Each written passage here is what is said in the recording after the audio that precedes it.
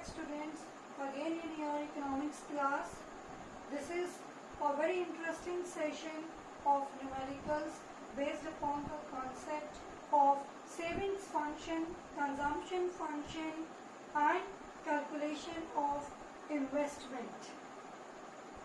Let's take a close look on the meaning of the investment first of all, then we will proceed towards the numericals. Now, what is the meaning of the term investment?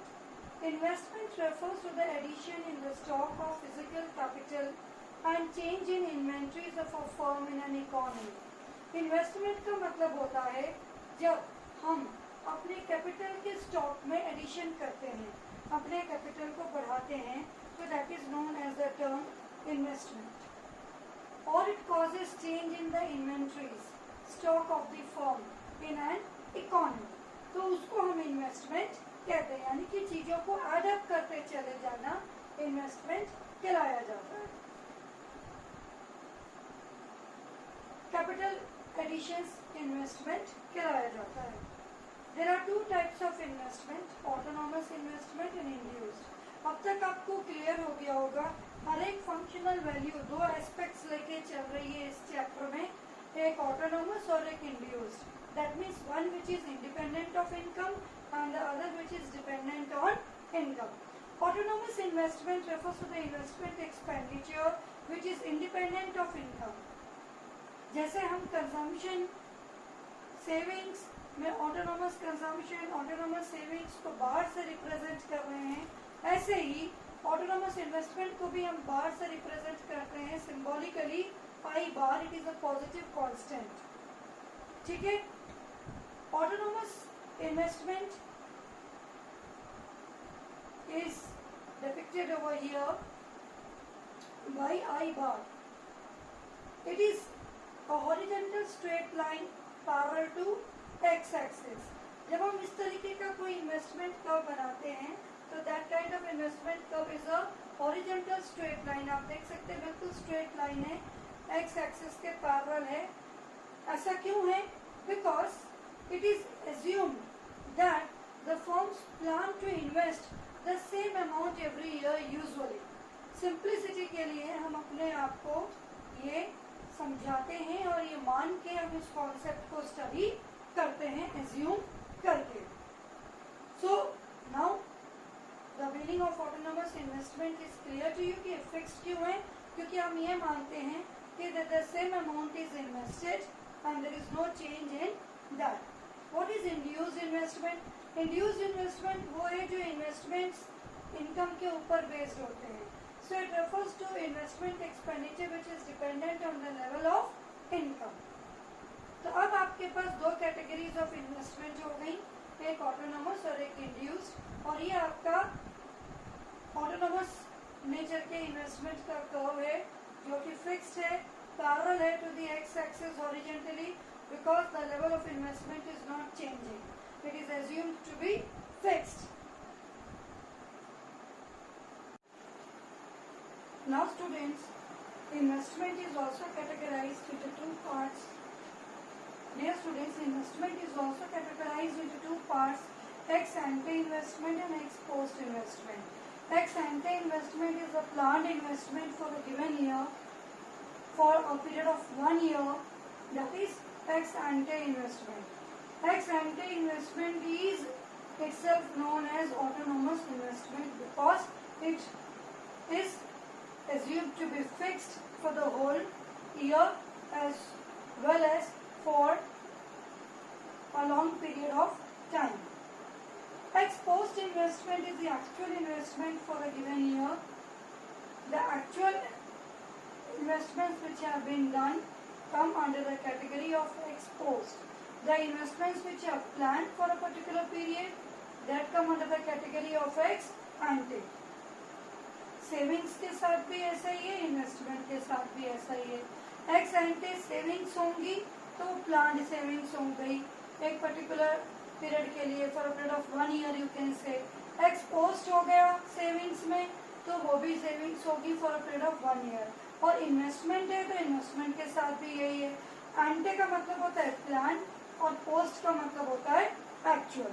आपको ये याद रखना। What do you mean by the term marginal rate of efficiency? Marginal rate of efficiency is the maximum expected rate of return from the additional investments. जो भी additional investments किए जा रहे हैं उनसे हमें maximum कितना rate of return expected है उसको हम marginal rate of efficiency बोलते हैं। अब हम न्यूमेरिकल्स करेंगे इस टॉपिक से related. Now students, we are going to do the first numerical related to the investment expenditure. If in an economy consumption function is given by C is equal to 100 plus 0.75y and autonomous investment is rupees 150 crore, then we have to estimate the equilibrium level of income first and then consumption and savings at this equilibrium level of income. यानी आपको दो चीजें given है question में, consumption equation और autonomous investment. ठीक है, equilibrium level of income पे आपको पता है स्टूडेंट्स कि y is equal to C plus I. Basically आपकी इनकम दो चीजों का मिक्सचर होती है, कंजम्पशन एंड सेविंग्स, और सेविंग्स ही आगे जाकर इन्वेस्टमेंट्स हमारी बनती हैं। That's why aggregate demand is equal to C plus I. इसीलिए जैसे एडी एएस के इक्वल होता है तो हम y is equal to C plus I भी लिख सकते हैं। सी प्लस आई एडी को रिप्रेजेंट करेगा और y एएस को रिप्रेजेंट करेगा। तो इक्विलिब्रियम लेवल ऑफ इनकम पे aggregate demand is equal to aggregate supply, तो इसीलिए ये इक्वेशन आपका यहाँ पर फिट हो जाता है। तो y इज इक्वल टू सी की जगह आपने कंजम्पशन फंक्शन की इक्वेशन पुटअप कर दी, i की जगह आपने इन्वेस्टमेंट की वैल्यू पुटअप कर दी। अब ये y क्या होता है, 1y हो गया, तो आप 0.75 इधर ले गए, माइनस कर दिया इसमें से और बाकी वैल्यूज को यहाँ पर ऐड ऑन कर दिया। तो 0.25y इज इक्वल टू 250 आ गया आपका, and y is equal to 250 upon 0.25 that is equal to 1000। So 1000 आपका क्या आया students, equilibrium level of income आ गया। Now you have to calculate consumption and savings at this equilibrium level of income. तो consumption कैसे निकालेंगे यार, आप कंजम्पशन इक्वेशन को यूज करिए और वहां पर y की वैल्यू जो आपने कैलकुलेट करी है उसको पुट इन कर दीजिए। तो 100 प्लस 0.75y, y की जगह आपने 1000 की वैल्यू पुट इन कर दी, तो 100 plus 750 that is equal to 850। अब आपको निकालना है सेविंग्स। सेविंग्स कैसे निकलेगी, सेविंग्स के लिए आप फॉर्मूला यूज करेंगे, income is equal to C plus S, consumption plus savings. तो सेविंग्स कैसे निकलती है, इनकम में से कंजम्पशन को माइनस करिए। इनकम आपकी कितनी आ गई स्टूडेंट्स, 1000, कंजम्पशन कितना आ गया 850, तो 1000 माइनस 850 इज इक्वल टू 150। तो आपकी सेविंग्स आ गई 150। Now we are moving to the second numerical, let's go through it. In an economy, C is equal to 100 plus 0.4y. It is a consumption function where C is consumption and Y is national income. If investment expenditure, that means I, is 1100 crore, calculate equilibrium level of national income and calculate consumption expenditure at equilibrium level of national income. अब आपको पता है कि investment expenditure आपका कितना आया है, 1100 करोड़ आया है। How can you find out your savings from it, और how can you convert the consumption function into savings function? Basically before calculating these two things you must know that also. Consumption function C is equal to 100 plus 0.4y। अब आपके सामने problem क्या है कि आपको y तो पता ही नहीं है, जब y पता ही नहीं है तो आप c कैसे कैलकुलेट करेंगे। एक बार सेविंग्स कॉन्सेप्ट अप्लाई करके देखते हैं, क्या उससे हमारा सोल्यूशन निकलता है। You know that savings is equal to y minus C, income minus consumption. तो आपने क्या करा, savings is equal to y minus consumption equation की वैल्यू c में पुट कर दी। So now what do you have, savings is equal to minus 100 plus 0.6y. y में से 0.4y माइनस हो गया तो बच गया आपका 0.6y और 100 उधर चला गया, that is minus 100, 100 minus into 100 that is minus 100। तो ये आपका सेविंग्स फंक्शन आ गया। अब आपको पता है कि investment is equal to savings, I is equal to S। आपका इन्वेस्टमेंट एक्सपेंडिचर 1100 करोड़ गिवन है, तो और इन्वेस्टमेंट ही सेविंग्स होती है, तो आप बहुत इजीली इस इक्वेशन की मदद से नेशनल इनकम को कैलकुलेट कर लेंगे। So at equilibrium level of income you know savings is equal to investment. आपने सेविंग्स का इक्वेशन पुट किया, इन्वेस्टमेंट को यहाँ पर लिखा। अब आपने 0.6y को एक साइड ले लिया और इधर 1100 प्लस 100 ऐड ऑन कर दिया, you have got 1200। So income is equal to 1200 upon 0.6 that is equal to 2000। What is consumption expenditure?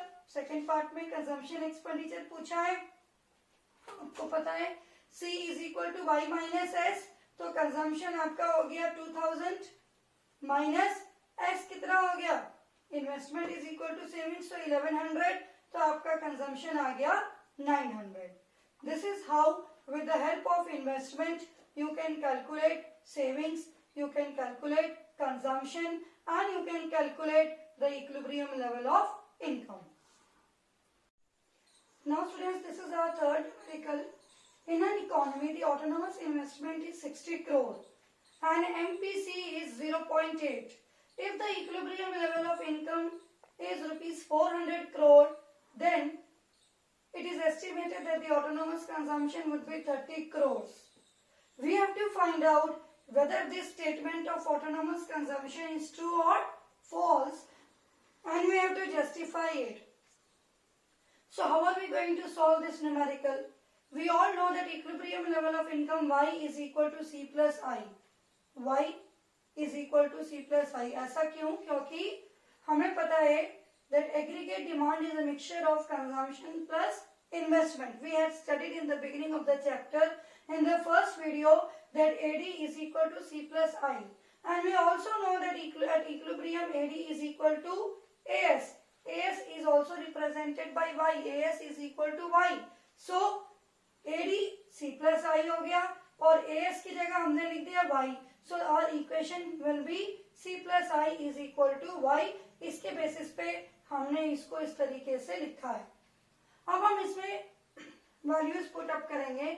y is equal to C की जगह हमने C का इक्वेशन ओपन कर दिया, C bar plus MPC into y, b y की जगह हम MPC into Y भी लिख सकते हैं, प्लस I.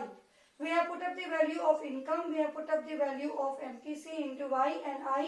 C बार हमने वैल्यू को पुट अप नहीं करा क्योंकि हम ये कैलकुलेट करेंगे इससे कि C बार एक्चुअली में कितना आ रहा है और वेरीफाई करेंगे इस वैल्यू को। तो C bar is equal to 400 minus 320 minus 60 करके हमारा फाइनल आंसर आया 20 करोड़, जबकि ऊपर क्वेश्चन में कहा गया कि आपका आंसर क्या 30 करोड़ आ रहा है, ट्रू है या फॉल्स है। So this statement is false, it is incorrect, our answer is 20 crore. Students, we are moving towards the fourth numerical. You can see it's written an economy is an equilibrium. Calculate MPS from the following. National income is given to you. Autonomous consumption is given to you. Investment expenditure is given to you. That means Y given है आपको, C बार given है, I given है. Okay? Y given है, C बार given है, I given है. मैंने यहाँ एक तरफ इन सबको लिख दिया है जो given है. At equilibrium level of income, you all know savings is equal to investment. Okay? तो अब हम savings equation put करेंगे. Savings equation क्या होती है? Minus C bar plus MPS into Y. That is this savings plus induced savings is equal to investment. Clear? अब C बार हमें given है तो माइनस C बार यहीं से नेगेटिव साइन लगा के वैल्यू पुट कर देंगे -30। MPS हमको कैलकुलेट करना है, Y हमें गिवन है 500, हमने वैल्यू पुट कर दी है, I की वैल्यू पुट कर दी है। सो 500 MPS इज इक्वल टू 70 में 30 ऐड कर देंगे, 100 आ गया। MPS is equal to 100 upon 500, that is 0.2. So our MPS is equal to 0.2. In this way, you can be asked to calculate the coefficients. It may be MPC, it may be MPS from these consumption or savings or investment equations. The savings function of an economy is S is equal to minus 200 plus 0.25y. The economy is in equilibrium when income is equal to rupees 2000. We have to calculate the investment expenditure at equilibrium level of income, and we have to calculate autonomous consumption. That means we have to calculate two things, and that is one of them is I and the other of them is C bar. Okay. So very quickly we are going to do this last numerical. S savings function, as you can see on the board, is minus 200 plus 0.25y. Income is 2000. At equilibrium level of income, all of us know that savings is equal to investment. So minus 200 plus 0.25y is equal to investment. We have to calculate investment. So we are just putting up the value of y in the savings function. Minus 200 plus 0.25 into 2000. I is equal to minus 200 plus 500. So I is equal to 300. This is our final investment expenditure that we have calculated at the end of the question. Now students, we want to know autonomous consumption. This consumption takes place when income is zero. Okay. So we will take the savings function as usual. We will put up the value of the income in the savings function. Then S is equal to minus 200. We have taken income 0 over here. See, यहाँ हमने income 2000 ली है, यहाँ हमने income 0 ली है. क्यों? हमारी savings तो यहाँ भी आ गई ना, इन्वेस्टमेंट सेविंग्स के इक्वल है. तो हम सीधा इनकम में से इस सेविंग को माइनस करके कंजम्पशन निकाल सकते हैं. तो हमने ये 2000 रुपये यहाँ क्यों नहीं लिए? क्योंकि हमें कंजम्पशन एक्सपेंडिचर नहीं चाहिए, हमें ऑटोनोमस कंजम्पशन चाहिए. It takes place where income is 0 and it is equal to this savings. So हम कैसे कैलकुलेट करेंगे? इनकम को 0 मानेंगे. Level of income would be taken 0 instead of 2000. फिर हमने अपनी सेविंग्स निकाली, that is equal to minus 200. Now we have to calculate what? We have to calculate autonomous consumption. तो आपको सेविंग्स इक्वेशन में पता है कि जो डिस सेविंग्स होती है वही ऑटोनोमस कंजम्पशन में प्लस में होती है. So C bar is equal to minus C bar, that is और equivalent to minus S bar.